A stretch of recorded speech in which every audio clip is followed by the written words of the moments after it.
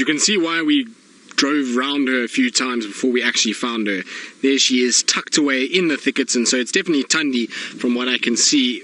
I mean, at the moment I can't see anything but a spot of her back, I mean, just from the camera itself, and that's what we were looking for. So you can see why a leopard is a tough animal to find. It blends in incredibly well. Now, I don't think she's going to be there all afternoon. I'm pretty sure she's going to get up and move around, and she's not going to be stationary the whole afternoon, but at least we've got her now, and that means that we should be able to follow her wherever she does head for the remainder of the afternoon. So I'm super excited that we managed to find her again, and it was thanks to Vildy's great eyes, because we drove past and we heard the birds alarming and we stopped here, and Vildy said just reverse a little bit for me, and he reversed back, and then he spotted her in this thicket. And like I say, it's not easy to see her at all. You can see how much vegetation there is between us and her, and to spot her is not the easiest thing. The good thing is, though, and the good news is that there is a number of prey animals all around us. There's Nyala, there's Steenbok, there's a duiker, so I would imagine that she is actually going to start hunting at some point. And we must have missed her by, I would say, minutes as she crossed over Twin Dams Road and down into the Mulawati, and I'm glad that we managed to get some reception. At least we're up on the bank on the eastern side now, which means that there is a little bit more height, and so we should have reception for the remainder of the afternoon, which is really, really good news. Deadhead Tom, you're saying she's looking oh so regal. She is, isn't she? I mean, besides the fact that there's about 40 bushes in between us and her, she is looking as regal as she can be, and she's probably wondering what all the fuss is and vehicles driving all over the place far away from her when she's right here. But she's definitely making this area her own, that's for sure. This is, I think, about the 6th or 7th sighting I've had of Tundi in this particular section of the Twin Dam sort of area, and so she seems as though she's really settling, and it's great news for us. The more time she spends here, and the more she tries to get herself established in this area, the more likely it is for us to see her denning around this section. So I'm convinced that she's going to den in the Mulawati this year. I'm convinced that it's going to be somewhere on our side. I'm just hoping that it will be somewhere right in the center, and we'll get to see little cubs at some point. Now, whether it's going to be this year or next year is debatable. The last time I saw her, she looked as though she had a small little tummy that could potentially indicate that she might be on the pregnant side, but we're going to have a look today for sure. We'll stay with her as much as we can, and hopefully she is going to move and come out of that thicket, and we'll be able to tell whether or not she's actually pregnant for sure, which is going to be good. From where I am now, just trying to see if there isn't another sort of place that we can potentially see her to give Wiem sort of more help than what we've got right now. It really is very difficult for him to kind of focus on what's going on. So what I think I might do is go in and just reverse in here, Wiem. Is that going to be better, do you think? Or not? Well, we can try go forward, Wiem. Let's try and see. I'm going to try and just find a different gap for Wiem, because like I say, there's about 40 million trees in the way between where we are and where she is, and so I don't really want to try and kind of get into a situation where I don't think this is going to get any better, Wiem.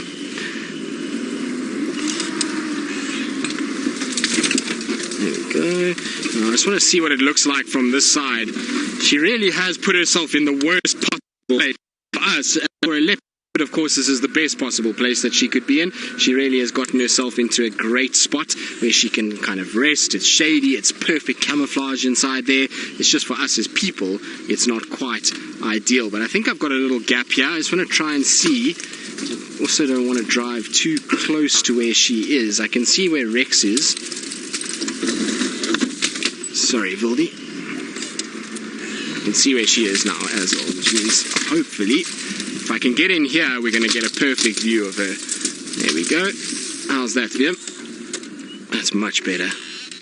How's that? There we go. Now we're winning. So that's a much, much, much, much better place for us to be. We can at least now see her really nicely, and she is looking ever so pretty.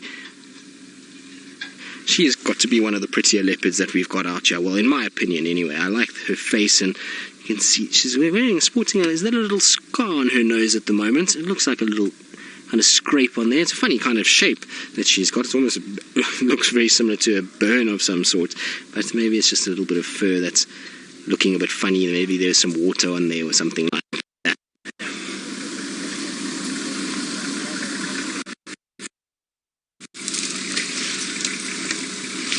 So Zero, a pregnant leopard, as soon as she realizes pregnancy, as soon as she'll be able to that there's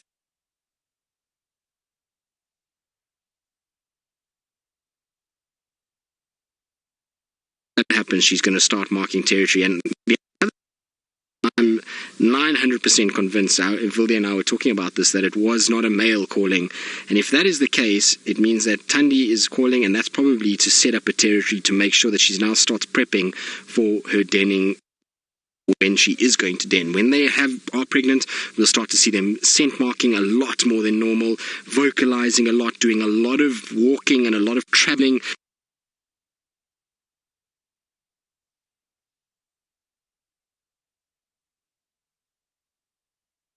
And then she'll start to den last sort of pregnancy, which is the last sort of 30 days, 20 to 30 days. That's when she's going to be drainage sections. And this side, sorry about that, I believe we had some gremlins as well. I was just saying, when we got round this side, both VM and I, as soon as we went off air, were both looking at one another saying, this Thandi, it looks like Shadow.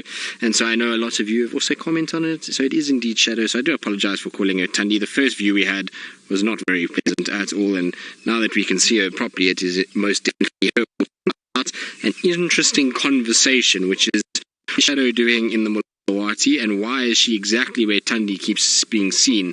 So Thandi, we've seen her a lot in this area, and all of a sudden Shadow is now in this section as well. This is the furthest east I've seen Shadow in the entire time I've been here at Safari Live, so I don't know what she's doing this side and how often she comes here. Maybe she's here a lot more than we even realize, and she just hides. That's why we... But seriously interesting, and it just goes to show how both the girls now are pushing as much as they can into the heart of what was once Kruger's territory to try and take over.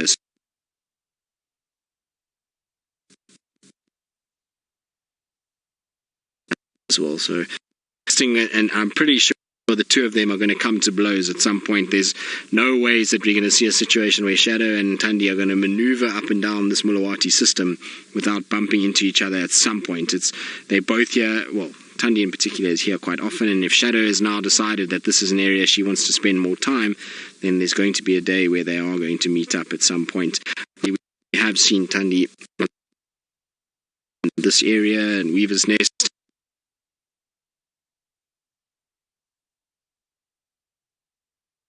And I would love to be here when that altercation takes place, or when that sort of meeting up takes place. It might be quite civil, who knows? Well, yes, I don't think touching a leopard would be a fine idea, particularly not a very sleepy Shadow. I would imagine she would be quite upset if you were to go and touch her. She's been hissing every now and then at flies that are landing at her, on her, so I'd imagine a hand of a person will not go down well at all. But hopefully we will get our signal story right and we can actually spend some time. She's fast asleep. Nothing has really disturbed her. She's lying in a prime position, though. If anything is around, that they will probably, in all likelihood, stumble quite close to her before actually spotting her. She's in dense, deep thickets. We've got a nice little window of view where we are, but all around her is thick and full of brush. And so if any prey animal walks in this area at this time of the day, we can expect those kind of animals to be moving around. So things like Nyala and Steenbok and Duiker and Impalas all might be crossing the Mulawati and getting out of the Mulawati, and there might be a bit of movement straight towards her. So she's in prime position in terms of that. Also, she's in a great place just for a bit of shade. It's now starting to cool down quite a bit, though. We're seeing the sun starting to get to the horizon, and I would imagine that Shadow will be up and moving fairly shortly. I don't think she's going to be down for too long. She's a cat that generally is quite busy, so her and Thandi, they're both very similar in that they tend to move a lot. I've had very few sightings of them just sleeping for entire drives.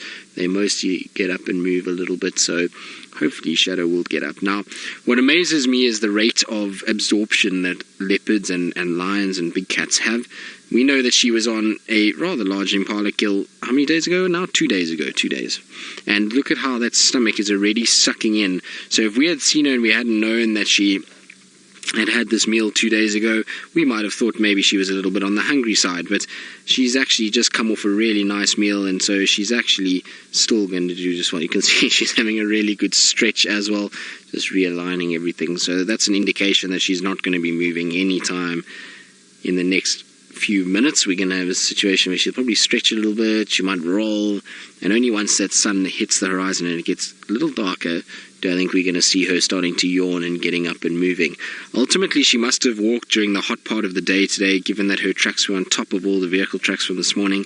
It means that she was moving around when it was still quite warm, so she'll be a bit fatigued from that, and that's why she's going to have her head tucked down and sleeping for a while, and hopefully she will get up before our drive is finished and we can follow and see where she actually goes, because I'm intrigued to see if she goes further east or if she turns back to the west. She's got a convenient little ottoman in the shape of a elephant dropping that she's also got her foot rested nicely on as well, and so when lounging about, it's important to have the comforts of ottomans and various other cushioning factors for one's paw. So Shadow is just showing her sort of more ladylike side.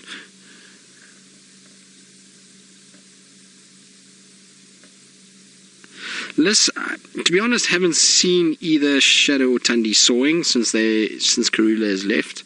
We hear it every now and then, and like I say the other day, I'm 100% sure we heard a female sawing. Whether it was Tundi or Shadow is anyone's guess. If you had told me before today, I would have predicted, as we did the whole afternoon, that this was an area that Tundi spent time in and not Shadow. And so, who knows, maybe both of them are walking in this area and it could have been either one that was sawing. But I would imagine we'll hear it more when they start coming to estrusses, or if they're pregnant and they're developing den areas, then we're going to hear a lot more of it, and hopefully we'll actually be able to see them doing it and document them doing it. But I honestly haven't heard them really going at it too much just yet. Now she's looking, because there walks a tortoise, which VM has now spotted. So she's watching the tortoise walking along. So from one leopard to another, she's not too concerned though by the tortoise. She kind of watched it for a bit, and she almost looks as though she's starting to fall asleep now as well. But sometimes tortoises will get leopards moving and get them kind of intrigued, and they'll go play around a bit with them and try and see if they can munch away and get into some part of it to feed, but she seems as though she's too tired for that right now. If her cub was here, I would have no doubt that the cub would have been bounding along and pouncing onto said tortoise, but you can see Shadow has decided nothing of that. I'm going to rather rest and conserve my energy for proper food items this evening. But I wonder what that little mark is on her face there. I'm quite intrigued as to what it actually is and why she had it and what's caused it. It's a very strange shape, and generally out here most of the markings that you see on a leopard are linear in shape, so it's either a scrape from a branch or a cut or something like that, whereas this is more kind of a rounded shape, so quite interesting to see. Sorry, what's that? Imprint from her glasses. Did you think she borrowed Byron's? Could be, yes. Byron was looking for his glasses. That's maybe Shadow has been wearing his glasses too much and has now got a little mark on the edge of the nose. Of course, that's probably not true in any way whatsoever, but interesting little mark, and it certainly will help with identifying Shadow. I get it wrong all the time, as we've seen this afternoon, and well, my track record this week is something horrific with Shadow. I don't know why. I misidentified her prey item that she had the other day. I've misidentified her today. It's a tough week, really. I'm going to have to sharpen up a little bit and get myself sorted. Yep, there's Megan is reminding me, Nyala and Impala story, and like I say, now I've misidentified her as well. Oopsie.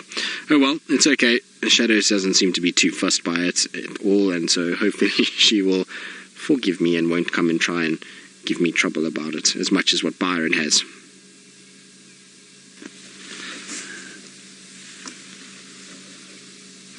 No, I'm not sure if she enjoys my voice or any of the guides' voices. She seems to be fairly relaxed around us, so the sound of my voice can't be too perturbing to her.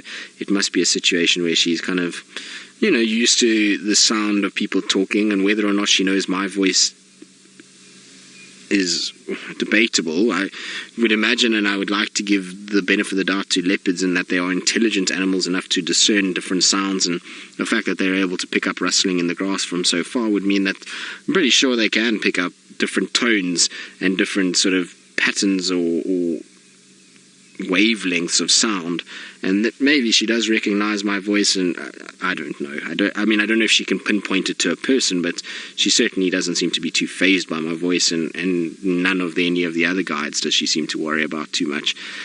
All the leopards, though, like I say, I give them enough credit in that they're intelligent enough to process a sound and know that the sound is a non-threatening one. Whether they know exactly who I am is a different story altogether, but they do know that I'm in this vehicle, I make a noise, and I'm non-threatening in this particular situation. And so then maybe that applies to all guides, and maybe they think that just different vehicles have different voices. But it's interesting. The reason why I often think about these things and why I think that leopards do pick up slight changes in voices and can definitely hear changes in tone and those kind of things is I've seen leopards behave differently with different vehicles in the same sighting. So I've seen vehicles coming in and a leopard sleeping like this, and then all of a sudden another ranger coming in or guide, and the leopard's behavior changes completely, where it becomes shy and reclusive and skittish. So I don't know, maybe they can. Maybe they have a knowledge of certain things, and certain instances will remind them, and they'll then be a little bit more kind of, I don't know what the word is, wary or comfortable within a certain tonal range of what they hear. I don't know. Interesting study. It would be nice to know. If you look at domestic cats and you see how they respond to their owner's voice as opposed to others, it gives an indication that they should be able to tell the difference between the two. Whether they care or not is also anyone's guess in terms of a wild animal. What I can tell you, though, is that Shadow is completely not fazed by my voice this afternoon at all. She's having a nice little nap, and it's actually very pleasant watching her and just sitting and spending time with her. We're in such a beautiful part of Djuma. We're in this kind of dense thicket. There's spike thorns all around us, beautiful big trees in the forms of jackleberries, and the sun is setting, there's birds calling. It's a wonderful way to spend an afternoon. And also, we're being absolutely spoilt in that it's just myself and VM here. There's no other vehicles that have even come close because of where she's lying. It's really difficult for the other vehicles to get in here.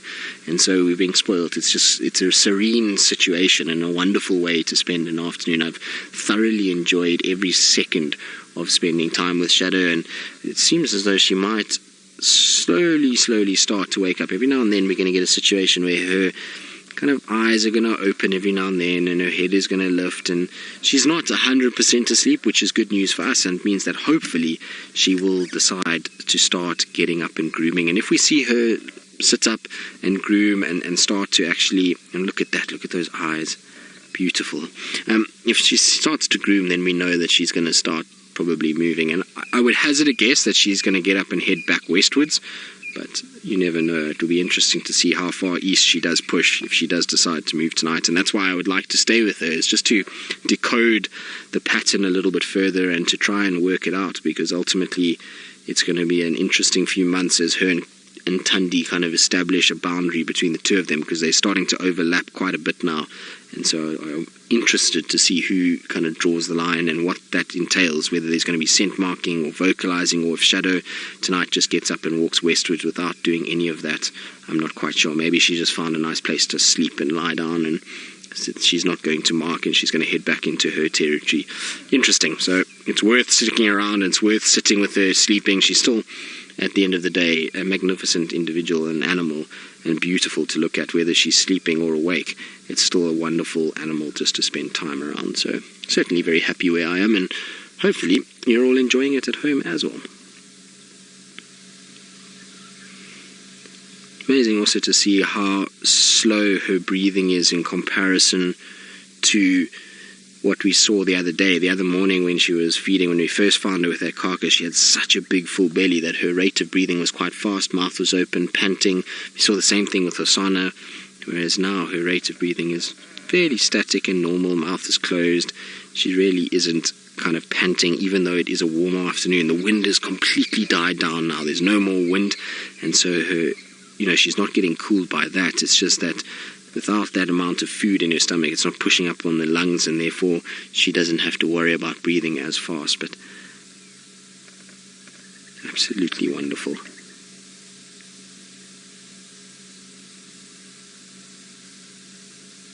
That's about as sleepy a cat as you could ask for, I would say. Although Hasana did rival her the other afternoon when he slept all the way through until it started getting dark. And like I said, the sun is starting to kind of dip down below the horizon now. So in the Mulawati system where we are, it's all shadowed now. There's no sunlight anywhere, and the sun itself, we no longer can see it. It's kind of just dipped. I can just see the glow of yellow on the horizon at the moment, and it's kind of a situation where you can see there it's just dipping down, and so the sunset is happening, it's cooling, and I'm sure shadow is going to be picking up that there's a change. The diurnal animals are going to start getting a little bit more in a situation where they're going to quiet down, and then the nocturnals are going to start, and maybe that will be the trigger for shadow to get up and start moving. And we saw the other day with Hosana that it took quite some time for him to wake up. Even after the sun had set, it took him, I would say, probably a good 15-20 minutes after the sunset for him to actually get up and start being active. So I'm sure we're going to see a similar thing from her.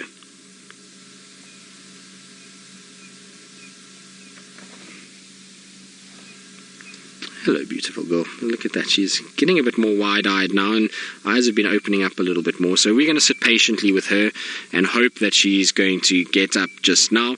And while we do that, I believe Jamie Patterson is bumbling about the Mara with her spotlight, looking for all kinds of little critters in the night. Indeed, it is my favourite animal, Jamie, and we have a shared favourite in Tundi.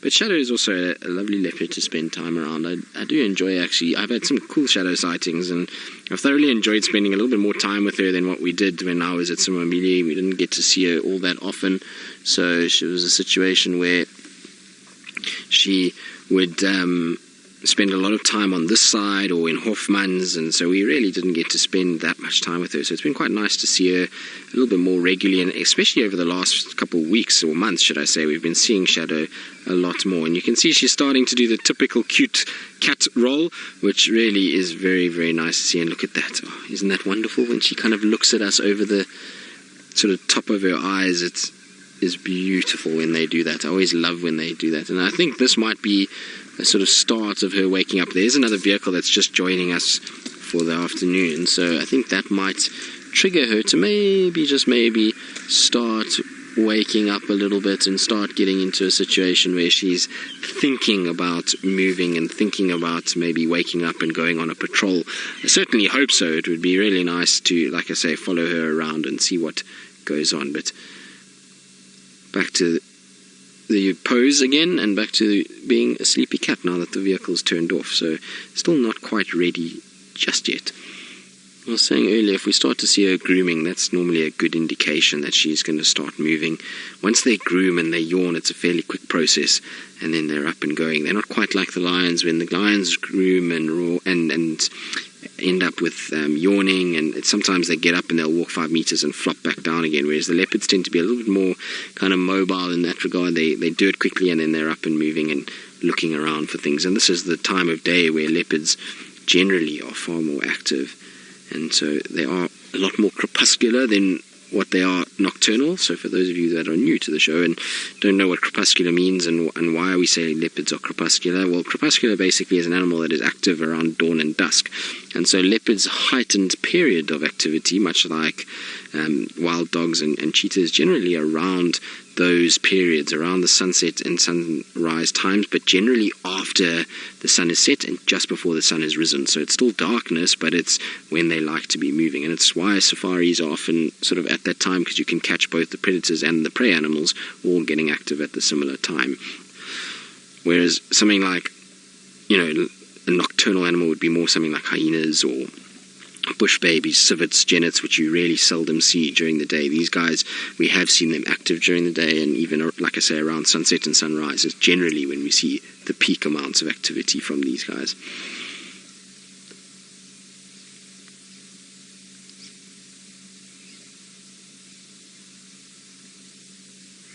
Now, I believe that you guys stopped and you listened to the frogs of the Mara, and that some of you would like to hear the sounds of Djuma. Well, we can't I'll stop talking and we'll turn up the ambient mic and just have a little listen around. There's not really much calling at the moment. We're not near any water, so we won't hear the frogs, but there might be a few birds that will call, and that's probably about it. There'll be a few francolins and guinea fowls, but we'll listen anyway and just see what there is and see how we go.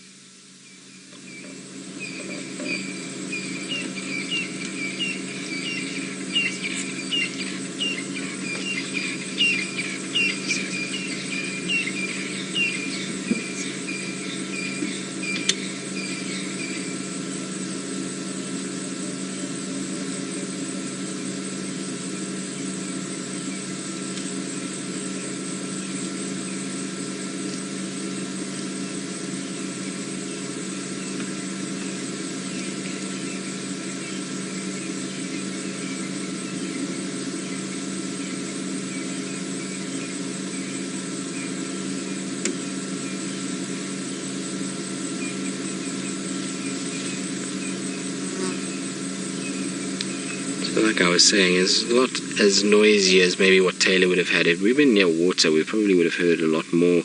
There's the odd francolin calling in the background, a couple of crested francolins that have been calling, but other than that, it's really at that stage of the day where it's quiet, and so we've got a situation where not too much is happening from the diurnal animals. They're all starting to sleep. The nocturnals haven't quite woken up, although you can see Shadow. She's popped her head up. She's starting to yawn now, so I think we might be on the move shortly. I don't think we're going to be down for too much longer. Hopefully we'll be up and moving and following around our tortoise. Maybe we'll get some interaction between the tortoise and Shadow. That'll be quite fun to watch.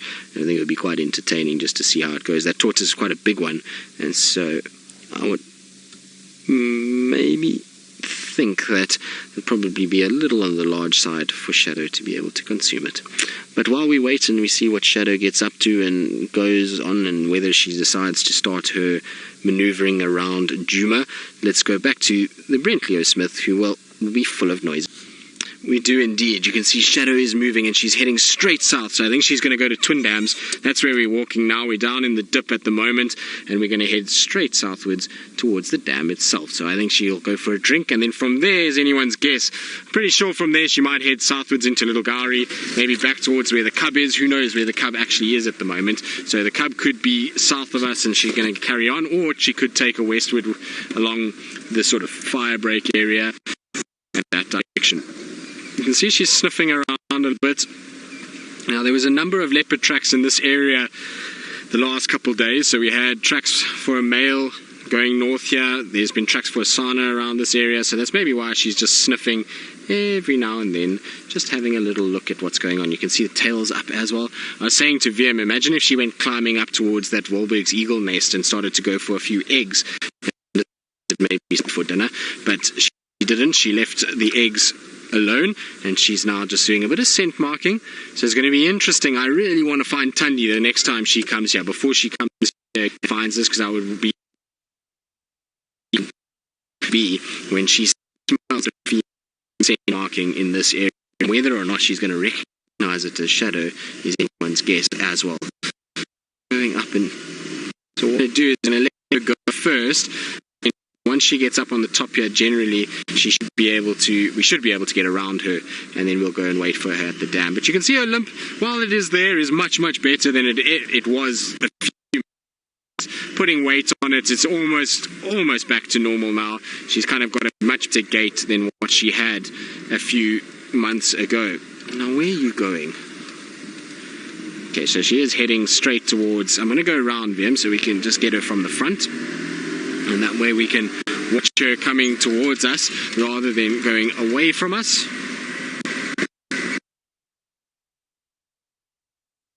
This area. Now, I apologize for the breakup. It's going to happen a little bit, unfortunately, with where we are and what's going on. Now, you can see there's a very big prominent path in this direction. So I'm going to park fairly close to it. So I'll park here for now, and then I'll just move back when she starts coming around the bend. But this goes straight to where she is. She's just on the other side of that tree over there, and she's walking slowly in our direction. So if we're just patient and we sit where we are, we should get her coming through towards us fairly shortly, I would imagine.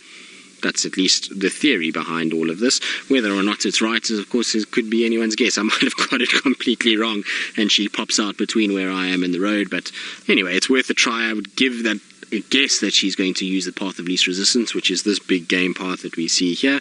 Of course, she might be sniffing around. She might be scent marking. We saw that she was smelling a bush and scent marking just now, and so in all likelihood, she might just take a bit of time to get this side. There she comes now. So she's coming on her way now. Now, Jez and Chloe, who are 9 years old, want to know, why do leopards have spots? Well, the reason is because exactly what we see here. So if we zoom in towards that tree, you're going to really battle to see her walking. And so those spots help for her to hide in an area and to be able to stay very, very hidden, so that any of the prey animals, like impalas and duiker and the things that they like to hunt, are not able to see it. And so it can basically hide in plain sight. So the spots help break up the outline of the leopard and make it invisible to those prey animals. Now, I can tell you that Shadow is right behind the tree. I watched her walking there, so she is there, and it just goes to show how good her camouflage is. Just to the right-hand side of the tree, you should see her head poking up. It might be a little bit too far for VM, but I can see her head directly behind the tree over in that direction there. So she's just kind of watching us at the moment. She is slowly going to come. So she's just on the left-hand side of where VM can see. So she will come a little bit. Maybe if I go forward for you, VM. Let me just go forward for VM slightly so he can see her, and we can just show you how well they camouflage. Now here she comes. She's coming straight towards us now anyway. So there she is on her way straight in this direction. Now I thought she might follow the game path.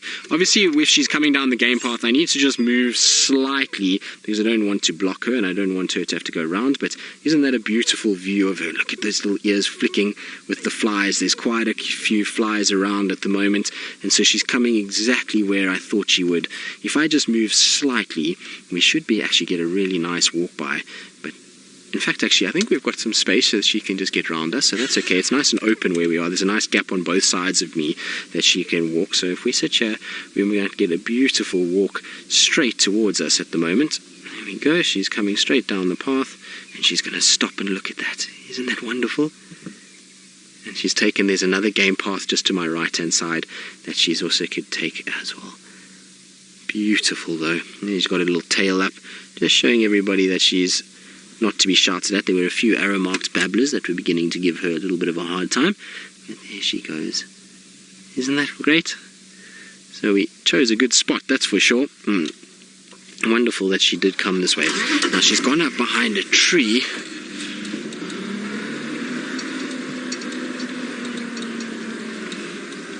Swapna, the reason why Shadow's got that little bit of white at the end of her tail is because that is a following me mechanism. So basically, it allows her cubs to see where she is and follow her white tail that contrasts against the shadow of the areas that they like to spend time in, these thickets and places like that. So it really massively contrasts against the environment that they're in, and it makes it much easier for their little cubs to be able to spot them. Now I'm going to just go around and we'll catch up with her at the waterhole because she's heading straight towards Twin Dam. I'm pretty sure she's going to go for her afternoon drink, so she's going to go and just quench that thirst after a hot day, and she's probably moved around a little bit. Where is she now? Has she gone down towards... No, there she is. She's standing ever so beautifully.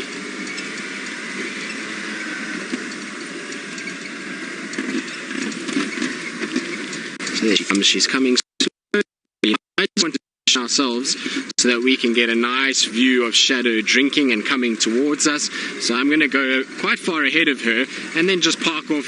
Now it's going to be a little bit of a tilt on the angle, and hopefully at the end of the day we're going to have a situation where she does actually drink. So if you just can allow VM to re-steady the camera once I get into this position. Now of course, hopefully she doesn't get me and move out. There's actually a waterbuck right in front of us, but this is where we're going to park ourselves, right over here, and there comes Shadow slowly but surely. So we might go into our infrared because it is getting a little bit dark, and like I say, VM's just going to level us out before she gets here. Now she's slowly but surely moving behind a little fallen over branch there, and she'll then come out on the other side of that. There's a few Egyptian geese, which will definitely make sure that they have something to say about what's going on. There she comes.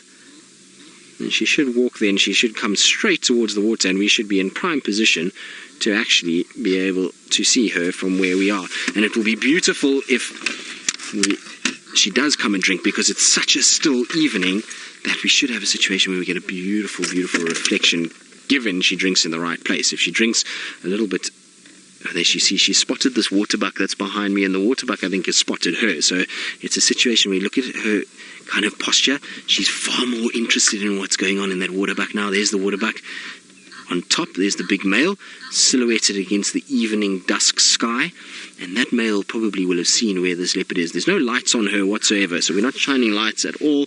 There's another female waterbuck that's actually closer to us, just on this right-hand side, who's aware that something's not right. You can see, look, that female is alert. It's bolt upright.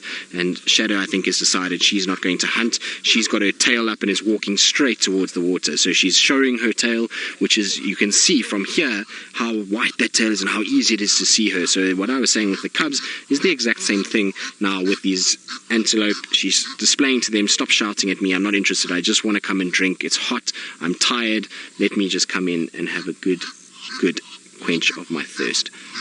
But isn't this beautiful? Now hopefully, she just comes a little bit more to, no, she's going to drink where I was thinking that she shouldn't, because there's no real... There's the waterbuck, but look at the reflection in the water as she goes round. The Egyptian geese, unfortunately, are ruining my reflection a bit, but there we go. I think we've got ourselves into a perfect place to have the reflection of Shadow as well. Now, because the waterbuck have seen her, I'm just going to put a bit of light just to bring out her coloration, and you can just see a few of those ripples from the Egyptian geese as they've gone along. But how beautiful is that? Now, I was hoping she would drink a little bit closer towards the right of where she is now. So you see where that stick is? I was hoping she would drink on the other side of that, because then we would have had a full reflection of her face. But, well, it's still beautiful nonetheless. And it's a wonderful thing when you get to see leopards drinking at waterholes. It's one of my favorite things to see. And there you go. There's a tail curling backwards as well. And if the Egyptian geese stop and they go onto the bank again, we're going to get far less ripple, and you're going to get that reflection really coming out. And the reason why I put a bit of light onto the reflection more than anything else, I'm actually shining at the water, not at her, is just to bring out the reflection, and so that we can get some beautiful screenshots for all of you guys at home, and hopefully it's coming out quite nicely. And imagine she's quite a thirsty girl after a day of heat like we've had. Doesn't actually even look like she's drinking at the moment. It almost looks as though her tongue isn't even touching the water. Tanda, you say she really is a beautiful cat. She is, isn't she? There's something special about seeing a leopard right out in the open like this. So she is a very, very pretty cat, and we're incredibly fortunate to be able to see them as the way that we do here in the Sabi Sands. And the markings of a leopard are second to none. They are exquisite looking animals and really are an unbelievable treat for us here.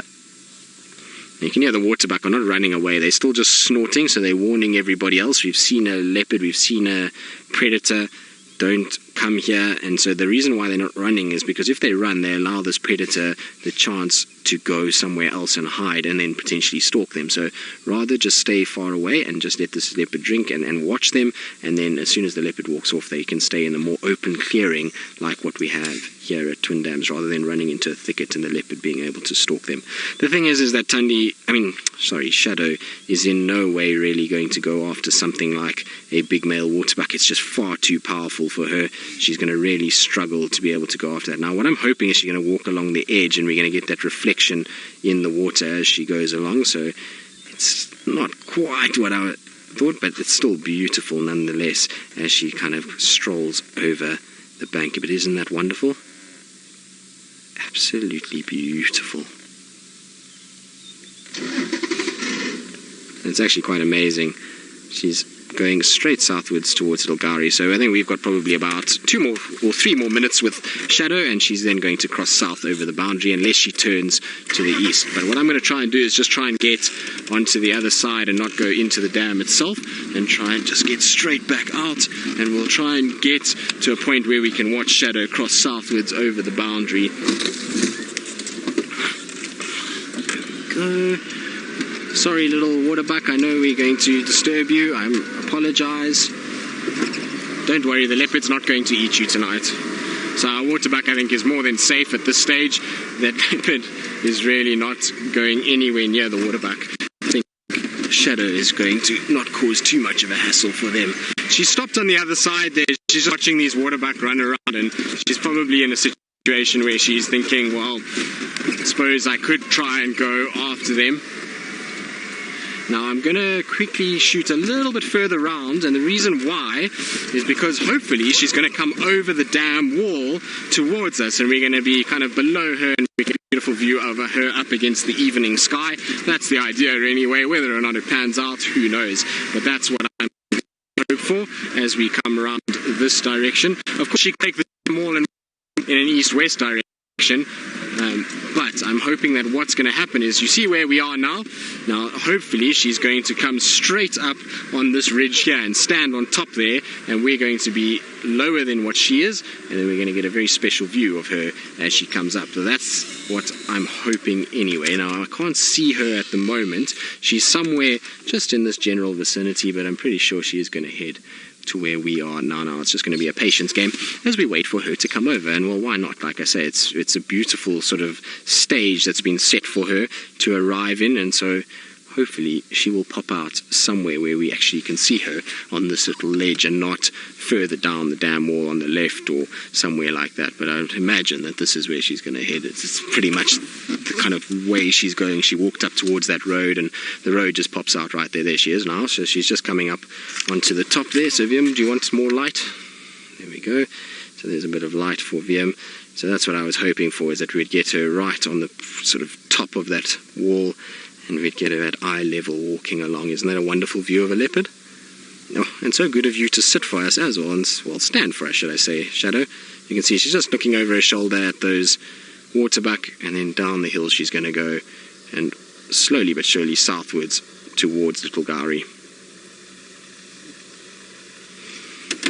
Now I'm going to just try and reposition and see. We might, like I say, go into infrared just now. We do have our infrared on, so we might just jump into the infrared light, because we've got another vehicle with us, and it's difficult to actually keep my headlights on, and I don't quite know actually how we're going to do this, because she's going in an area that's quite dense and thick. So what I'm hoping... Okay, she's still coming south, that's fine. Can I still go? Yeah, we good? We've slightly gone off-road here by mistake, which means that there's a few branches to worry about. It's just to stop guys going off-road on the sodic section. Now, sodic section is an area of soil that's a little bit on the sensitive side, which is all this white soil on my left. So just got to try and avoid going over that, and then just getting across a little bit further. Now, she should pop out somewhere on my left-hand side. I'm just trying to see where she is. Can you see her? Okay, cool. So it's getting to that time of the day where the light is almost invisible and we can't see anything. So I'm just trying to get into a position where I'm not going to cut her off, but can still see her. Is she just in front here, Wildy?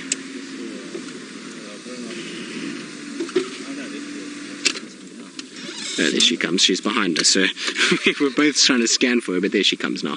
So she's going to walk pretty much straight towards where we are.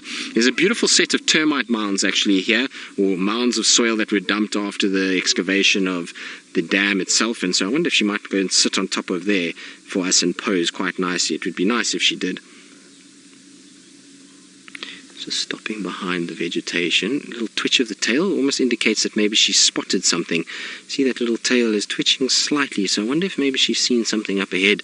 This kind of vegetation is the perfect place for little duikers and steenboks to be sitting at this time of the night. Also, scrub hares will be slowly but surely coming out. She seems to not be too concerned about it and is just coming straight this direction. Let's just go forward. Now, she seems as though she's going to pop out in front of me. We're going to not have her for more than probably, like I say, maybe 2 minutes or so. She's about to cross over the boundary. We're right on the cusp of Little Gowrie and Djuma at the moment. So I just want to get around here so we can just get one last look at her before she does cross over and heads southwards. There we go. So there she is. You can see she's just kind of watching and on the brink of the Mulawati, and this movement that she's doing now is going to take her right south and into Little Gowrie itself. So we're going to probably lose her in the next, I would say, 30 seconds or so as she crosses southwards and out of our area. There she goes over the road. Well, down the road first a little bit and then over the road. It's not far from where we are now.